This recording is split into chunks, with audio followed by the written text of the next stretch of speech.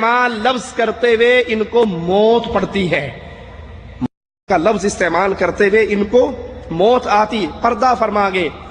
ہم پیار سے پوچھتے ہیں بھائی یہ حضرت پردہ جب فرمائے تھے ان کا پردہ تم نے چاک کیا تھا یا نہیں؟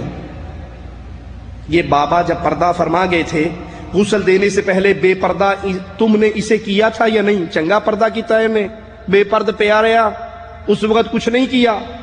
کہا نہیں یہ فرما گئے ہیں۔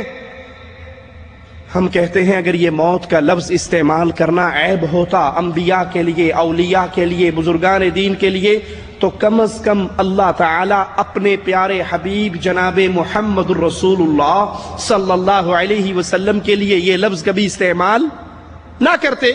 مالک کا فرمان سنیے، انک میت وانہم میتون، اے محمد صلی اللہ علیہ وسلم آپ پر بھی موت آئے گی اور اس پورے جہان والوں سب انسانوں نے مر جانا ہے۔ وما محمد الا رسول قد خلت من قبلہ الرسل افإن مات، اللہ محمد علیہ السلام کے لیے لفظ موت استعمال کر رہے ہیں۔ اللہ اپنے نبی کو فرما رہے ہیں آپ نے مرنا ہے، ساری کائنات نے مرنا ہے، تو لفظ موت عیب نہیں ہے، لفظ موت توہین نہیں ہے اولیاء کی، بلکہ پوری مخلوق جو پیدا ہوتی ہے وہ مرنے کے لیے پیدا ہوتی ہے۔ آج پیدا ہوئے ہیں کل انہوں نے ضرور مرنا ہے۔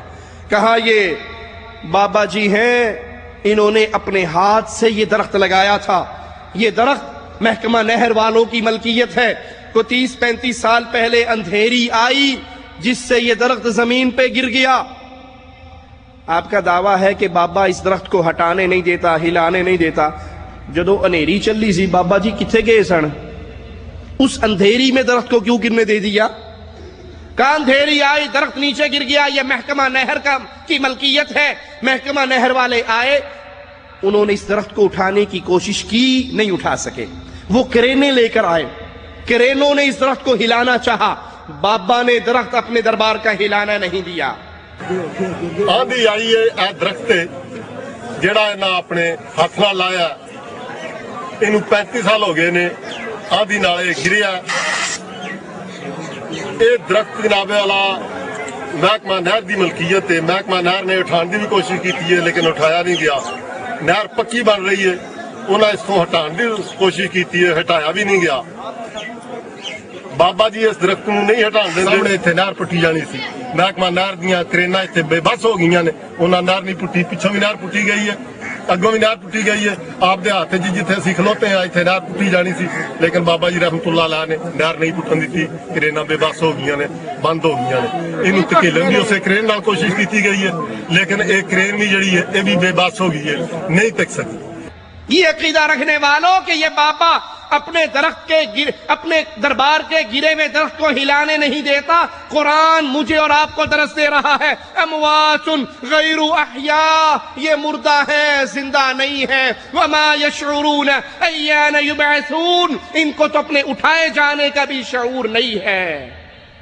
تم کہتے ہو کرینے آئیں اور کرینوں نے یہ درخت اٹھانا چاہا اور بابا جی نے اٹھانے نہیں دیا، اور قرآن کہتا ہے قُلِ ادْعُوا الَّذِينَ زَعَمْتُم مِّن دُونِ اللَّهِ، پکار لو ان کو جن کو تم اللہ کے علاوہ اپنا کچھ سمجھتے ہو، ان کو پکارو۔ ان کی حیثیت کیا ہے؟ لا يملكون مثقال ذرة في السماوات ولا في الارض، زمین و آسمان میں ایک ذرے کے بھی یہ بابے مالک نہیں ہیں۔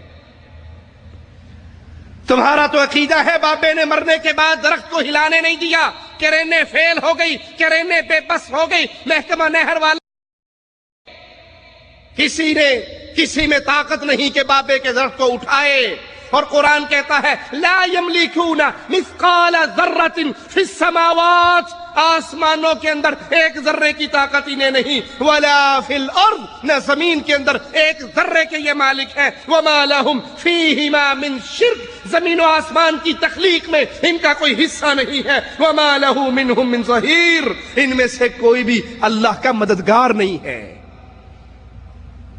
یہ جھوٹا عقیدہ ہے، یہ قرآن کے منافی عقیدہ ہے، یہ شریعت کے خلاف عقیدہ ہے کہ مرنے کے بعد بابے کے اندر اتنی طاقت ہوتی ہے کہ وہ اپنے دنیا میں جو چاہتا ہے کر گزرتا ہے۔ کہتا ہے میں نے مباہلہ کیا ہے اور میں چیلنج کرتا ہوں اس درخت کو جو بندہ اٹھا لے گا میں اسے 1,00,000 روپیہ انعام دوں گا، اور دنیا والوں کی طرف سے اسے کوئی مشکل نہیں ہوگی۔ جو لوگ زندہ لوگ آئے ہوئے ہیں ان کی طرف سے انہیں کوئی مشکل نہیں ہوگی۔ ہاں، بابا واحد علی سرکار کا میں ذمہ دار نہیں ہوں، جتنے یہ زندہ آئے ہوئے ہیں ان کا ذمہ دار ہوں۔ نہ پولیس روکے گی، نہ فوج روکے گی، نہ پبلک روکے گی، لیکن جو یہ بابا جی قبر میں دفن ہے میں اس کا ذمہ دار نہیں ہوں۔ وہ جو چاہے اس کو نقصان پہنچا لے، یہ ان کا معاملہ ہے۔ یہ دنیا جتنی آئی ہے یہ دنیا ان کو نہیں روکے گی۔ اور پھر اپنے ہم عقیدہ لوگوں سے کہتا ہے، اے بہن بھائیوں، سارے دور جا کر اس پل پہ انتظار کرو اور ان کو کام کرنے دو، ان کے راستے میں خلل نہ ڈالو۔ اگر یہ کام ہو گئے 1,00,000 روپیہ دوں گا، اہل حدیث بھی ہو جاؤں گا۔ اور اگر بابے نے ان کو درخت نہ ہلانے دیا، یہ درخت نہ کاٹ سکے، درخت نہ اٹھا سکے، تو پھر یہ سارے اہل حدیث بریلوی ہو جائیں گے۔ میں مبالغہ کیتا بلکہ چیلنج کیتا کہ 1,00,000 روپیہ انعام دیاں گا جیڑا بندہ درخت اٹھا لے جے اپنے استعمال کر اس بندے نو کسی قسم دی کوئی مشکل پرابلم دنیا دی طرف نہیں ہوئے گی۔ بابا جی بات سرکار دا میں ذمہ دار نہیں، وہ جیڑا بھی نقصان پہنچان وہ انہاں دا اپنا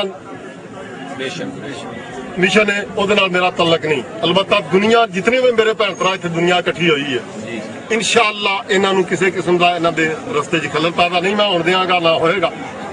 اے اپنا درخت اٹھان لے جان، انہاں کامیاب ہو جان، میں انہاں نو 1,00,000 روپیہ بھی دیاں گا تے اہل حدیث بھی ہو جان۔ ٹھیک ہے جناب؟ تے جیڑا معاہدہ ہویا وہ لکھیا ہے، وہ لکھیا ہے، وہ دے اوتے بھی یہ لکھیا ہے کہ اگر یہ درخت اٹھان سے کامیاب نہ ہو، یہ سارے اہل حدیث جڑے نے یہ بریلوی مسلک اختیار کر لیں گے۔ میں کہتا ہوں بھائی، اگر اس بابے کے اندر کچھ نقصان پہنچانے کی طاقت ہوتی، مرنے کے بعد کچھ کرنے کی قوت ہوتی، جو اس کا استنجا کروا رہا تھا اس کا ہاتھ تو پکڑ لیتا، کم از کم اتنا سا کام تو کر لیتا نا کہ پرے ہو، کہاں ہاتھ لگا رہا ہے، بے شرم پیچھے ہٹ، میں خود ہی استنجا کر لیتا ہوں۔ اس وقت تو یہ آرام سے پڑے رہے گے، جو کرنا ہے کر لا، میں تو لمبا ہی پیا، میرے پلے میں تو کچھ نہیں ہے۔ ارے جو استنجا نہ کر سکا، جو وضو نہ کر سکا، جو غسل نہ کر سکا، جو کپڑے نہ اتار سکا، جو کفن نہ پہن سکا، جو چل کر قبرستان نہ جا سکا، مرنے کے بعد اس میں یہ قوت ہے کہ اپنے دربار پہ پڑے ہوئے درخت کو کاٹنے سے روک لے، کاٹنے سے بچا لے۔ انا للہ و انا الیہ راجعون۔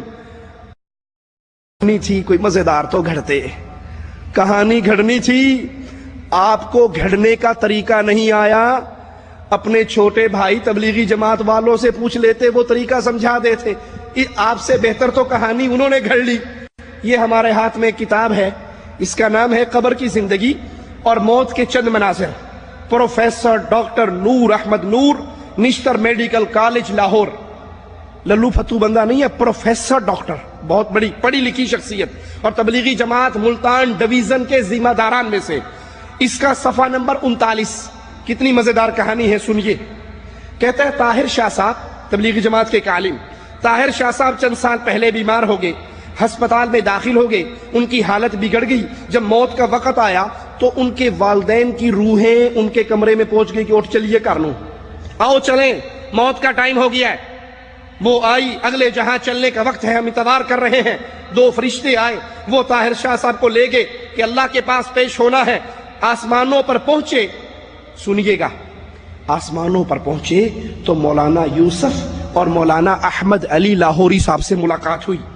یہ دونوں، مولانا یوسف بھی، مولانا احمد علی لاہوری بھی، پریشان ہو گئے کہ دعوت کا کام کرنے والا اکیلا طاہر شاہ تھا، اس کو بھی اللہ پاک نے یہاں بلا لیا۔ پھر یہ بات انہوں نے مولانا الیاس جو تبلیغی جماعت کے بانی ہیں ان کو جا کر کہی۔ انہوں نے حضور کو شکایت کی۔ کس کی شکایت؟ کس نے مارا تھا؟ اللہ نے۔ اللہ کی شکایت کس کو کی جا رہی ہے؟ نبی پاک صلی اللہ علیہ وسلم کو۔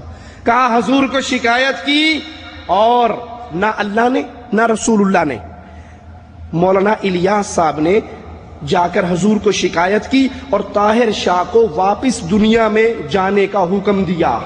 یہ حکم کس نے دیا؟ اللہ نے نہیں دیا، مولانا الیاس صاحب نے دیا۔ اسی دوران میں شاہ صاحب ہسپتال میں وفات پا چکے تھے، میت کو گھر لایا جا رہا تھا، شاہ صاحب اٹھ بیٹھے، خود چل کر گھر پہنچ گئے۔ ماشاءاللہ ماشاءاللہ۔ ارے بھائی کہانی گھڑنی تھی تو ان سے پوچھ کے گھڑ لیتے، تمہیں کہانی بھی نہیں گھڑنی آئی۔ وہ مر بھی گیا، آسمانوں پہ چلا بھی گیا، اور وہاں سے ریٹرن ٹکٹ پہ واپس بھی آ گیا کہ ابھی ضرورت ہے دنیا کو کہ طاہر شاہ زندہ رہ کر تبلیغی جماعت کا کام کرے۔ میرے رسول کی وفات پہ انس نے کہا تھا رضی اللہ عنہ وارضا، ہماری یہ حالت ہو گئی جیسے چرواہا غائب ہو جائے تو بکریوں کا ریوڑ بکھر جاتا ہے، مصطفیٰ کی وفات کے بعد ہمارا یہ حال تھا۔ کیوں نبی واپس نہ آئے؟